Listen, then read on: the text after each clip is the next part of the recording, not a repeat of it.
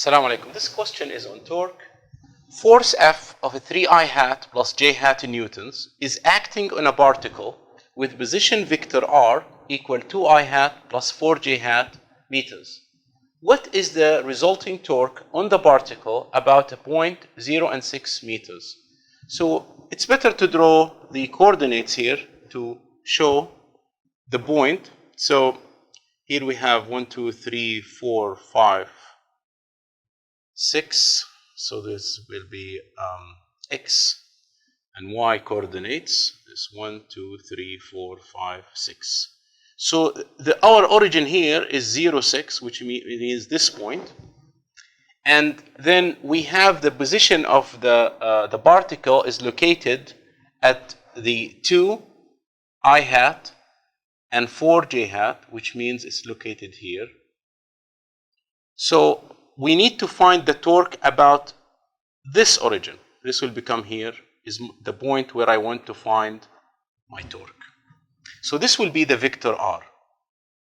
So in the equation for the torque will equal r cross f. So we need first to find the position vector r relative to this origin 0 and 6. So r will be, I have to subtract 2I hat plus 4j hat minus 0I hat plus 6j hat. And then we can find this vector.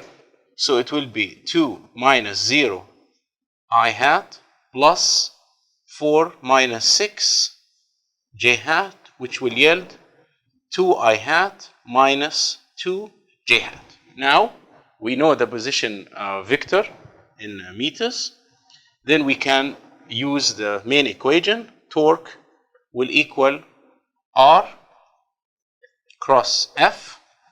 So we have r as 2I hat minus 2j hat, cross product with this vector of the force 3I hat plus j hat. And now we can also do the clock method. I hat, j hat, k hat. If moving clockwise will be positive, if moving counterclockwise will be negative. So I hat by I hat will yield 0. And then 2I hat by j hat, we're moving with the clock, I hat, j hat. So it will be k hat and it's positive. So 2 by 1 will yield 2, k hat positive. Then minus 2j hat by 3I hat. So this is j hat. I am moving now counterclockwise. So it will be minus k hat, but there is another minus. So it will be plus 6k hat. And then j hat cross product with j hat will yield 0. So it will be 8k hat. And the unit of the torque, because it's position by force, is in Newton or meter Newton. Thank you.